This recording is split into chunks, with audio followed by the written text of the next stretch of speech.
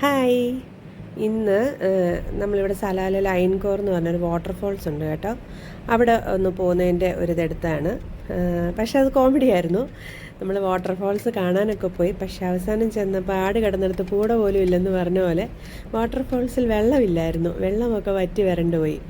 Salalah ഇത് monsoon സീസണാണ്. ഖരീഫ് എന്ന് പറയുന്നത് ഇവിടെ മൺസൂൺ സീസൺ, നമ്മുടെ നാട്ടിലുള്ള പോലെ തന്നെ മൺസൂൺ പറയുന്ന പേരാണ് ഖരീഫ് എന്ന് കേട്ടോ. അപ്പം ഇവിടെ ഇങ്ങനെ പൊടിച്ച് മഴ ഇങ്ങനെ പെയ്തുകൊണ്ടേയിരിക്കും. ജബലെന്ന് പറഞ്ഞാൽ ഇവിടെ കാടുകളുണ്ട്. ആ കാടുകളിലൊക്കെ നന്നായിട്ട് മഴ പെയ്യുമ്പോഴാണ് നല്ല ശക്തിയായിട്ട് വാട്ടർഫോൾസൊക്കെ വരുന്നത്.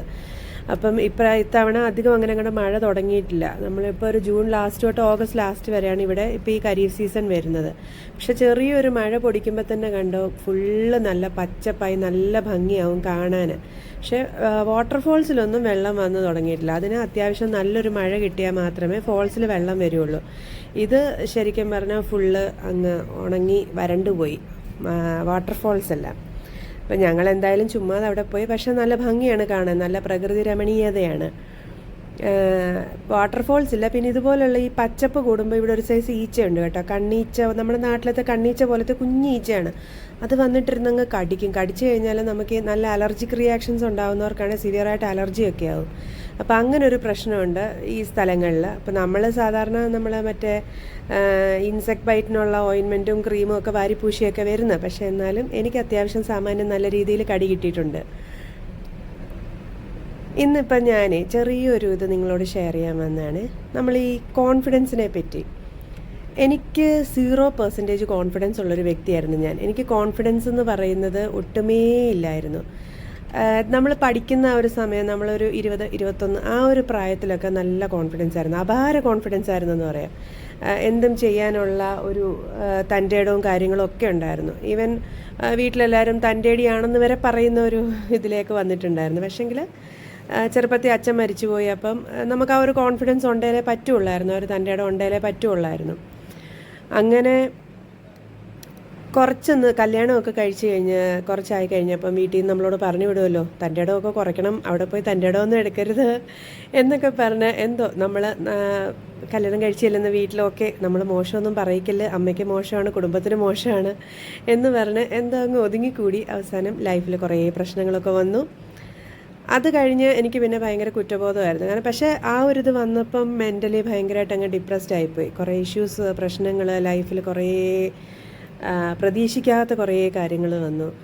അപ്പം എനിക്കുണ്ടായിരുന്ന ആ ഒരു തൻ്റെടം പിന്നെ എനിക്ക് തിരിച്ചെടുക്കാൻ പറ്റുന്നേ ഇല്ലായിരുന്നു. അപ്പോഴൊക്കെ എനിക്ക് തോന്നിയിരുന്ന ഒരു കുറ്റബോധമാണ്, ഞാൻ ആദ്യം തൊട്ടേ ഞാൻ ആ തൻ്റെടം കൈവിടാതെ വെച്ചിരുന്നെങ്കിൽ എനിക്കിങ്ങനൊരു പ്രശ്നം ഉണ്ടാവില്ലായിരുന്നല്ലോ എന്നൊരു കുറ്റബോധം വരാൻ തുടങ്ങി.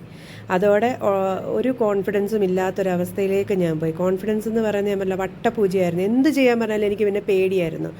അല്ലെങ്കിൽ ഞാനിങ്ങനെ ഓരോ ഒഴിവൊഴി പറയും, എനിക്കത് വയ്യ, എനിക്കിത് വയ്യ, എനിക്ക് അങ്ങനെ വയ്യ, ഇങ്ങനെ വയ്യ. പക്ഷേ പിന്നെ ഇപ്പോൾ ഒരു മാസമായിട്ടാണ് ഞാൻ ഒരു ക്ലാസ് അറ്റൻഡ് ചെയ്യുന്നുണ്ട് കേട്ടോ. അതിലാണ് എനിക്ക് മനസ്സിലാവുന്നത്, നമ്മുടെ ശത്രു നമ്മൾ തന്നെയാണ്. നമ്മളൊരു കാര്യം നമുക്കില്ല ഇല്ല ഇല്ല ഇല്ല എന്ന് പാട്ട് പാടുന്ന പോലെ പാടിക്കൊണ്ടിരുന്നാൽ നമുക്കത് ഇല്ലാതാവുകയേ ഉള്ളൂ, ഒരിക്കലും നമുക്കത് വരില്ല.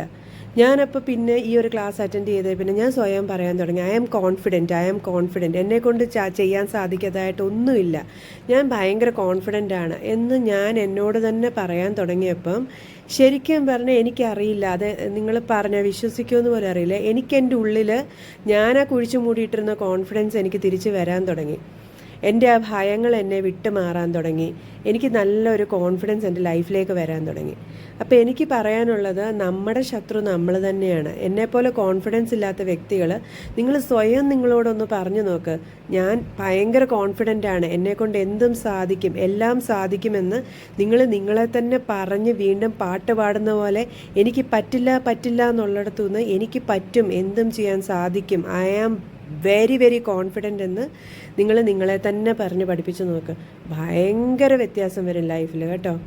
അപ്പോൾ അതിനെപ്പറ്റി ഞാൻ കുറച്ചുകൂടെ ഇതായിട്ട് ഞാൻ പിന്നെ ഇനിയുള്ളൊരു വീഡിയോസ് പറയാവേ. ഇതൊരു ചെറിയൊരു മിനി വ്ളോഗായിട്ട് ഞാൻ ചെയ്തു എന്നേ ഉള്ളൂ കേട്ടോ.